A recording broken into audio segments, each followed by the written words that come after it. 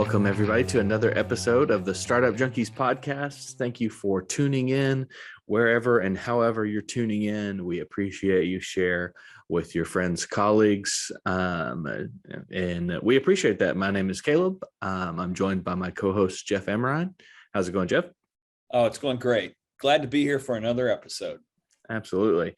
And we are pleased today to be joined by our special guest, Alyona Mysko. She's the CEO and founder of Fuel Finance. She's worked in finance for years, is expert in financial planning and risk management, and we're so glad to have her with us today. How's it going? Hi. Nice to meet you. Everything is okay. Thank you. Everything is calm and safe now. And tell us exactly where you are. I think that's where are you located? You're actually in the Ukraine now. Yeah. I'm not I'm in Ukraine, but I'm in Lviv. It's near Poland, so it's on western of Ukraine. So it's a little bit safer and more quiet place now in Ukraine. So yeah, I'm here from the second day of the war. Give us we'll definitely want to talk about some of that and how it is that entrepreneurs and businesses are continuing to work through all this. But give us a little bit more of your origin story, your background, and more details on you and your business. Yeah, as you already mentioned, I have a financial background, and I have been working in finance already more than 9 years, I think. So I was always passionate about math, finance, and everything like that. So, and I have experience in finance and was financial director, was financial analyst and auditor. So, and always I was wondering why of other founders they don't like finance. So it seems something very boring for them. So I was always passionate about to change the situation and to show how really cool can be finance for all founders. So that's why I founded Fuel, and in Fuel I believe we make cool and easy finance for founders with our product, so they can easily understand what is going on inside their business, and they can use this financial data to drive their business and to understand what is going on and be I think better CEO with this data. Are your clients primarily in the European Union and in Ukraine, or do you have clients around the world at this point? Mostly we have clients in the US, but we also have clients in European Union. Before the war, we had clients also from Ukraine, but the situation has changed completely with the start of the war. Understood. And how are businesses they're doing work like yours able to maintain with all of the disruption and everything that's going on over there? I think our audience would be really interested in firsthand perspective on how entrepreneurs and businesses are continuing. Yeah, when we talk, for example, about startups, so we have really many Ukrainian-based startups who provide their products for for the whole world, I think. So they still continue it's very crazy, but they still continue growing, and they everyone was first I think first week every founder was in this question how to relocate all team members and provide safety for their teams. So it was the first challenge. But when we talk about all other businesses, especially in Ukraine, so we understand very deep what is going on with these businesses, and we see that it's also a huge problem and challenge for all Ukrainian economy, because many businesses, they simply stopped because many really different manufacturings, they were broken, they were damaged, and it's simply impossible for some companies to provide their products and make their products. So, and because also with the problems with logistics and everything like that. So yeah, I think that maybe half half of Ukrainian businesses, they simply or stopped or they simply like doing not good at all, and they have like decrease in revenues, I think maybe 90 or 80%. So it's not a good situation. So that's why like we provided like we made like this also financial platform, and we make this chat with like all financial managers and directors from all over Ukraine to help these companies and these days, especially with anti-crisis planning and everything like that. And in some way, really, companies try to help each other now in different ways. So we'll see how it will be, but like Ukrainian entrepreneurs also fighters, and I know that many of them like already relocate their businesses and their manufacturing to other places and to western like of Ukraine. So they simply like try to work and grow and everything like that, but it's really challenging at these times. Absolutely, can only imagine. And I understand that Fuel is also kind of doing its part to kind of help other small to medium-sized enterprises there in Ukraine and individuals. Kind of, can you explain a little bit about what you're doing through Fuel to kind of give back? Yeah, like when the war started, we made two platforms. So it was like our two initiatives. One platform was financial platforms, like first financial aid, something like that, with all of information about how to make anti-crisis planning with different like spreadsheets we can use that you can use, instructions, how to manage finance now, all like legal parts, and also with this platform, all companies, founders, they can simply like submit the form on like free financial consulting and financial like support from other financial managers. So we made like number of different consultings for these companies. And it was like our first initiative. The second initiative was a platform which we created in collaboration with Lift 99 here, another company, and we like made this platform on which like all people can donate to Ukrainian businesses who switched from basic products to like the products that are needed as during the war. So for example, like some company who made earlier like shoes for women, they like now make military boots. So with this platform, like everyone can simply donate and help these companies because they are volunteer now and they try to help like win this war. So it was like our two initiatives, and we also like donate to Ukrainian military forces now. So like from the start of the war. So it's also like our like mission, I think, because we like grow and we can do it. That's fantastic. You know, as you look at what's the current state of what's going on, there's a lot of things where governments are trying to be helpful and whatnot. What can individual entrepreneurs in other countries, like in the US, do to be helpful? What can we do at this point to be most helpful to the effort? I mean, there's obviously broad support on a worldwide basis for Ukraine.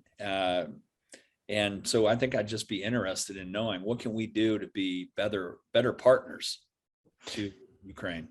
Yeah, I think like we all like it. First of all, we appreciate a lot when really all people, especially entrepreneurs in their countries, they can share stories, what is really going on in Ukraine. And also like my friends, they created this platform which named spendwithukraine.com. And on this platform, we have the list of all Ukrainian companies that like very cool with their products in different spheres, like in fashion, in technology, in services, I don't know, in different ways. And we believe that really like when other people and other businesses, they choose like to use Ukrainian products, and these products are really cool and well known in the whole world, we believe that it's also help for us because like with this revenue, like and from this money, first of all, like all Ukrainian companies, they simply like pay salaries here, they donate to Ukrainian military forces. So it's also the good way to help Ukraine now, I think. Oh, that's great. Keep up to date on the latest news in economic development with the Arkansas Economic Development Commission's Arkansas Inc. newsletter. Each month, get the Arkansas Inc. newsletter, which spotlights the latest project wins and developments throughout the state, delivered to your email. The newsletter features major project announcements, company expansions and relocations, news articles, rankings, and more that highlight why Arkansas is a great state to do business. The newsletter is a snapshot of what AEDC has been working on and what we are following. The Quarterly Tech Trends newsletter highlights the latest news in Arkansas's growing tech sector. You can learn about new Arkansas tech companies, computer science and cybersecurity initiatives, funding and venture capital announcements, and even more. AEDC offers 4 quarterly newsletters: the Food and Beverage Industry Digest, Aerospace and Defense Beacon, Timber Trends, and Tech Trends. To learn more or sign up for a newsletter, visit arkansasedc.com/news. We'll make a point of that, and we'll make sure that's in the show notes as well. Absolutely. Yeah, thank you. Absolutely. And kind of going back to, fuel, share with us a little bit about your kind of entrepreneurial journey, as it were, kind of, how long has you've been doing fuel, and what has that journey looked like along the way? Yeah, I started this journey, I think 3 years ago. So we started from very basic financial consulting and services. But after managing finance for more than 100 companies, we found this problem that we couldn't find some solution where we can manage finance and how we can automate our work in very easy way. So we started to create our product. So we started to do it on Google spreadsheets. It was very fast way for all financial managers to make this product very fast. But after that, it was a situation, and financial managers, they started to learn SQL, Python, and everything like that to automate more and more this product. And already after that, it was we hired engineer, because we had challenges working with this Google spreadsheets and database, and creating so much data was collected from clients. So we started to create database on Amazon. So that's why it was development of this product, I think very natural way maybe. And it was our journey. And but we always we're not usual startup, because we are profitable, and we we do financial products, so we understand how to manage finance. So that's why our journey now is simply we growing, and we automate more and more this financial products, because we believe that it can be a very easy product for all founders, first of all. So when you get all dashboards and all information and insights and graphs in several clicks. So I believe that it's the future of finance, because it's really too old already to do this manual job, and financial managers and CFOs, they simply should spend time on something more strategic than simply this manual work. As you think about the longer term, are you building this to build a really big company that you stay part of for a very long time? Or are you building it where you think there might be an exit, where some larger company might buy fuel? I think that now I built it a billion company, and and I think that now I don't think about exit, because maybe all founders on this stage, they simply in love with their products, and you can't think that okay, it will be some exit here. So because you want to change the sphere, and you want to create completely new product. And now I think that I will. So this challenge is so huge with completely new financial way of how you can manage finance, that I think it can be for years, work for years. Right. Oh, that's exciting. That's exciting. If you love what you're doing, why think about an exit, right? Particularly if you're making money and you're profitable, you just kind of follow the path where it takes you. That's great. Yeah. And Great. always you can find always different ways how you can improve this product, how you can grow, and different sub products. So it's, when I start to think about it, I think that I can do it for several 10, 20, 30 years, because so many challenges here.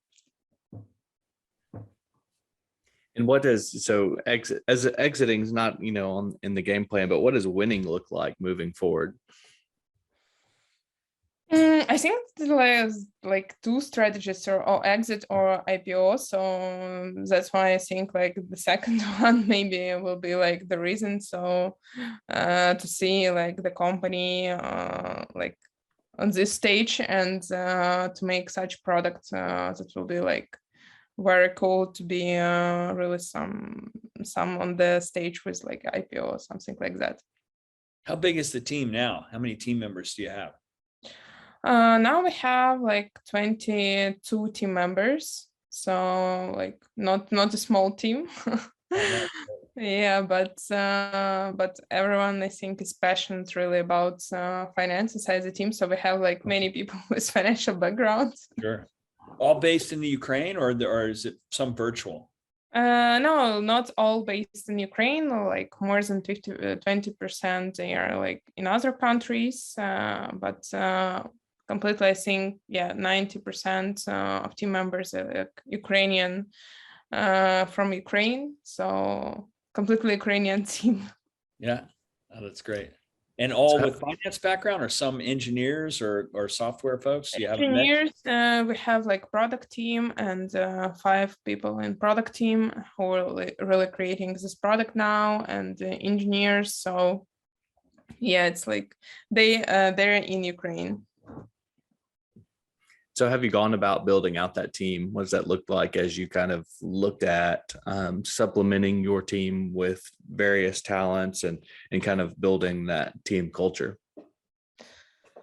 Oh, I remember the day when like I had like several steps, I think, with this team. So the first one, like when I had less than 5 team members, after that more than 5 team members, and after like more than 10 team members. And on all the stages, I had really many challenges. What to do with all these team members, how to build everything, and like how to build operational system inside, how to build this culture.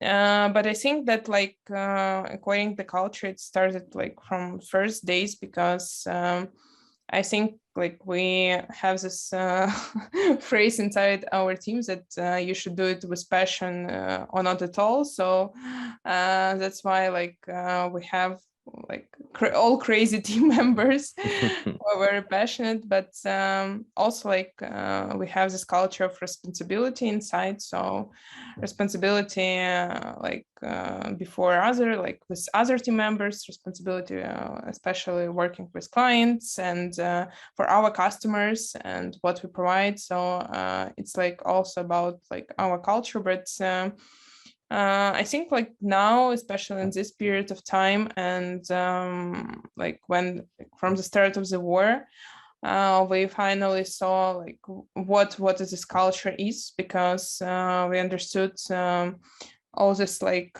support when you have like this situation with the war. So I finally saw that really culture is working, and everyone support each other. Everyone like try, if some person couldn't like do their job now, another person try to do this job for this one, and like to replace this person and help. So everything like about this culture, especially during the war, about hard working, and everyone like in the team is volunteering also now and making like other projects. So they have work, and they also like provide all other projects and help Ukraine now. So now especially understand that we have like proven already culture inside our startup. Well, and I imagine that it's an experience in how to be resilient that not a lot of companies or people will ever experience, because there's just not that many people that have had to live through a conflict or be in a conflict zone and still try to carry on. So that's got to be an interesting aspect of this, I would imagine, or an unexpected aspect. Yeah, like we even like see this other like patterns. So we now understand, like, first of all, that I think that everyone knows the situation about like financial crisis. It started like in the US, but very, very strange situation, because we somehow like have already this experience of like managing company like during the war, and understand everything about how to manage also like finance during this period of time. And when we like receive this information about, okay, like financial crisis, and we also understand that really many startup founders, they already start to think, okay, in what way I should manage like finance, for example, now, and so many challenges. So I think that like maybe somehow now all Ukrainian founders can share the experience, like how to make this anti-crisis different initiatives inside your team. So I think it will be also now valuable for many companies. Yeah, I would agree. One of the things that we like to ask as we try to sort of land the plane, so to speak, on these sorts of interviews is, and I'm really interested in your perspective, is if you could take all this knowledge that you have now and go back in time and talk to your younger self and give your younger self some advice, what advice would you give your younger self? It's a good question. With this already like last experience, I think that the first advice like will be maybe stay honest with yourself, and stay honest and have time really to maybe to think what is going on, and like not reject what is going on like in the country, and what is going on like with your team, with your families, and like to have this time like to be honest with yourself. I think it will be like the first very reasonable advice for me, like younger me. And the next one, like I even like don't know, but the next one, it's I think that I think that like maybe